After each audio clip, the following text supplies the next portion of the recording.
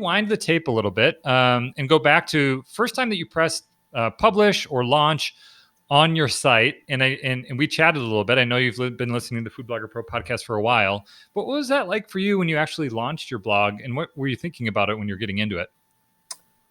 In a word, it was terrifying. I had followed food blogs for many years before I ever decided to do one of my own. And my first post I published was at the end of 2016. I kept my blog private for a few months before I actually made it public to the world. I know you guys don't advocate for doing that, Sure. but I was one of those people who I didn't want to have just like one post out there and Yep. make it public. I wanted it to look like I was a professional and had a bunch of them.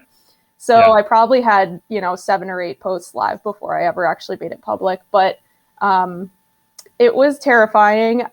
There's something really vulnerable about putting yourself out there for other people to see what you've done, what you've created, and comment upon it. It's very different from when I started by just baking things for my friends and family, bringing stuff into, college, law school classes, into the office, whatever.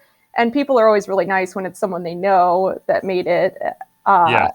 And they're like, oh, can I have the recipe? Things like that. It's different when you're publishing something to the world, putting yourself out there as a quote unquote expert and having people comment on it. So that was what was really terrifying, I think, to start with. For sure. And how long was it terrifying? Like, do you still feel that, or do you feel like exposure therapy of continuing to press publish has made it not quite as scary? I think it's a little bit less scary because I'm a little bit more confident now, almost 5 years in. But it's still scary because, everyone has different tastes and people are not shy in telling you how they feel. And sometimes, you try not to take it personally, but sometimes there are comments that are pretty hurtful that people will say. And so there's a lot of that kind of fear that when you hit publish, even if you've done it a million times before, you're like, well, this is something that's really precious to me that I've worked really hard on. And someone else can just like tear it down in a second. But at the same time, someone else can come and totally make your day with it in a second and say, hey, I made this and gave it to all my friends and family and they loved it too. So there's kind of there's a risk reward analysis there. Do you have any type of like mental framework in how you deal with negative comments or just like not nice people, which a lot of those people exist on the internet? Yeah, it's pretty sad.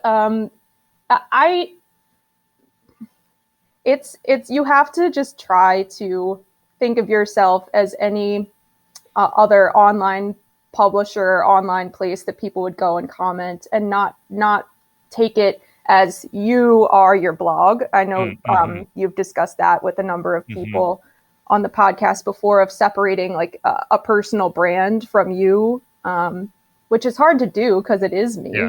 But you have to think of yourself as like, like Bon Appetit or All Recipes or Food Network or one of those people. And they have tons of negative comments on their websites too. People are savage. And that's okay, as long as they're being honest. So it's hard not to take it personally, but I try to just think of myself as any other publisher, basically. Yeah, there's something about that's one of the things that I think is difficult in this world specifically, is that we produce content and we're kind of in our personal silo, and people respond to that. But there's this universal reality that we are all getting some type of feedback like that, right? So positive feedback, negative feedback, mean comments, nice comments. But if like we worked at a restaurant and there was like 50 of us, there's kind of this shared experience of, hey, if you're a server, you know that you're going to have a terrible table occasionally with really rude customers. Yep. And your coworker is going to be able to be like, oh my gosh, that's terrible, I'm so sorry. But for us, we kind of live in these silos, and it feels not only very personal, but also potentially kind of lonely sometimes. So I think one of the things that I like to do is think about the fact that it's universal. Everybody's experiencing it if you are putting yourself out there. And the only way not to experience it is if nobody sees your content, which is like the anti-goal. You want more people to see your content, but then the more people see it, the more you're opening up to that equation of like, 1 out of 1,000 people who see it will maybe say something not very nice, and you just kind of have to deal with it. There's a great Oatmeal, who's a comic I've talked about multiple times. Yeah. Have you seen this? You know the one that The I'm talking about? drawings, right? Yeah. So he does drawings, and one of them is like, we'll link to it in the show notes, but it's like, as a creator, the impact of just like one negative comment. Yeah. And he gets like, it shows this character getting like 1,000 positive comments, and there's like one not nice one, and then it just like totally dismantles his life, and it shows him like just not being able to get up from the couch but it's like so relatable. So if nothing else, know that if you're a podcast listener listening and you feel that way, you're not alone. It's a shared experience, but we don't get to share with it in the way that we would if we were working together.